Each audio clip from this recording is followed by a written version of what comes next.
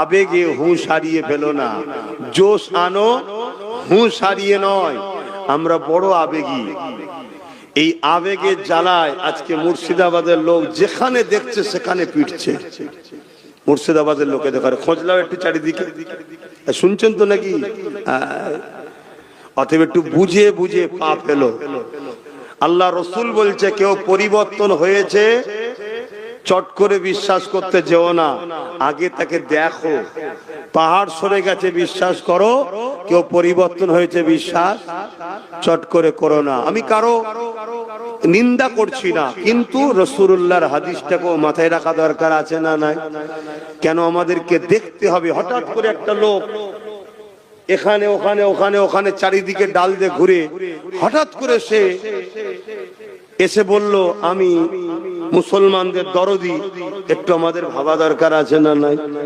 আমার বক্তব্যটা এই জায়গায়, আমি তার পক্ষে বিপক্ষে কোনো কথা বলছি না, কিন্তু আমি এতটুকু বলবো, রসুল বলছে তোমরা ভেবে দেখো, চট করে বিশ্বাস কাউকে করতে যেও না, এটা মাথায় রেখে দিও। হ্যাঁ, আমাদের যে যা লিখছে, আমাদের যে যা কাটছে সব নোট করো, আর নোট করে কোমরটাকে আগে মজবুত করো, ভিতটা ভালো করে দাও, তাহলে উপরে 10 তলা কেন 20 তলা দেওয়া যাবে, ঠিক তো নাকি?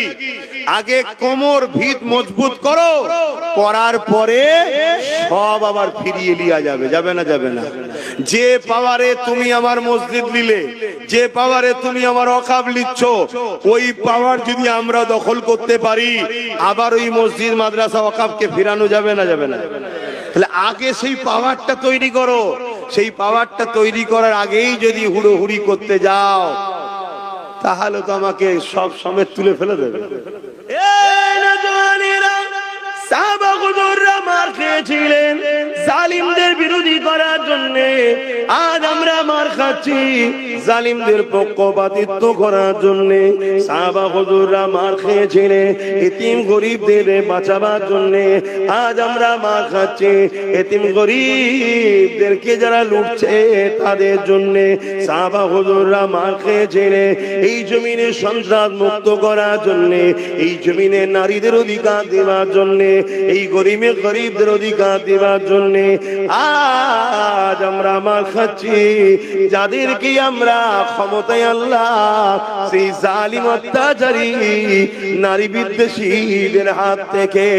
এ যুবকেরা, তরুণেরা, আজ আমরা ভারতের মুসলমান